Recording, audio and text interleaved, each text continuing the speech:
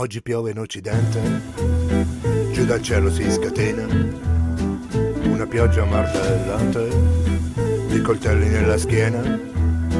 Ogni tanto una schiarita sembra dirti che è finita, ma le vipere e i briganti sono in fondo sempre tanti. Uomini di cenere partoriscono fumogeni, paraocchi inconfondibili dietro occhiali immobili. Oggi sembra un paradiso, ma l'inferno è in ogni viso.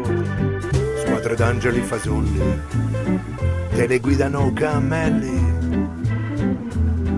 Chi ha orecchie non ci sente e chi vede non capisce che il momento è arrivato di giocare le proprie fisce. Falsi preti delinquenti stanno allerta su chi vive, tanti chiedono tangenti a chi muove un poco i denti. Farabutti d'avanguardia starnutiscono rumori, quando il vento cambia rotta loro cambiano gli umori. La televisione annuncia qui bisognerà cambiare, gridava l'unno al visigoto mentre il barbaro sta a guardare. Brucerà, brucerà come scaglie di velluto di serpente. Brucerà,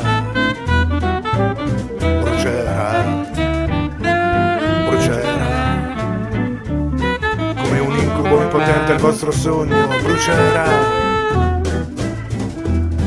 Sanguisughe e pesce cani non si sporcano le mani, per loro l'ultimo dei dollari ha un'anima e un domani.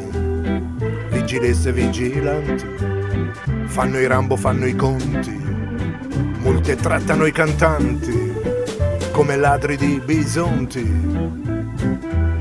Illuminati giornalisti si attanagliano sui testi, cani sciolti certi versi, è più dura per gli onesti.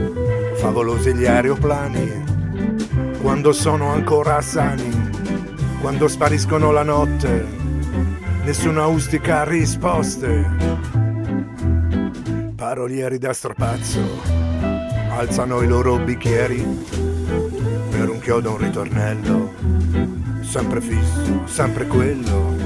Tutto è già stato detto, ma non al momento giusto. Tutto è già stato fatto, già venduto, già distrutto. Io non so per quanto tempo questo mondo sarà il tempio degli ipocriti sciacalli, burocratici imbecilli. Una cosa so di certo: quando le trombe suoneranno, neanche i porci di Gerasa, neanche loro vi vorranno. Brucerà, brucerà come scaglie di velluto di serpente. Brucerà, brucerà, brucerà come un incubo impotente il vostro sogno. Brucerà.